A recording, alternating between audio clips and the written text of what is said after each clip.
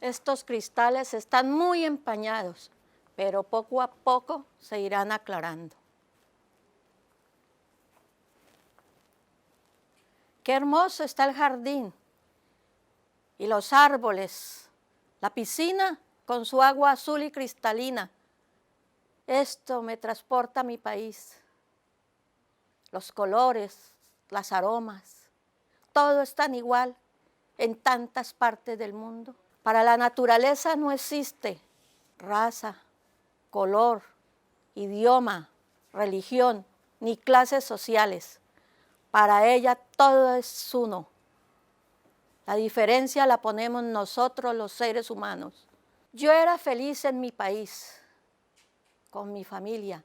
Reíamos, gozábamos, caminamos por el bosque, corríamos por las sendas, nos bañamos en los arroyos con su agua azul y cristalina, fresca. Todo lo compartíamos, lo pasábamos chévere. No pensábamos en separarnos.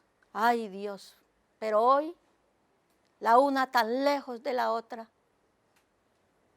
¿Y esto es vida? Me pregunto en cada momento de lucha tenaz. Pero qué difícil era ya sacar la familia adelante. Aquí al menos tengo un trabajo, pero qué trabajo.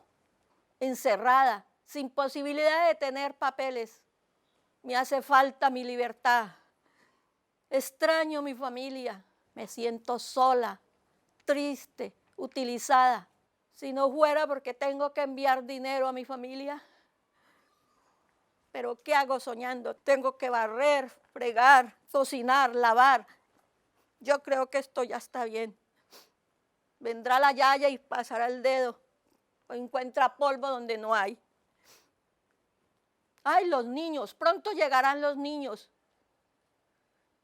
Los niños son mi única alegría, cuánto los quiero.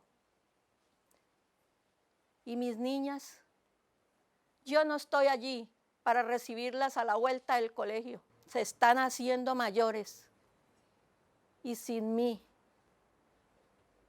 Y mi madre con esta obligación. Y yo aquí cuidando los hijos de otra madre que desde que se ha quedado sola no la pasa muy bien. Pero lucha también por sacar su familia adelante. Pero ya basta, basta de soñar. Tengo mucho que hacer, ya.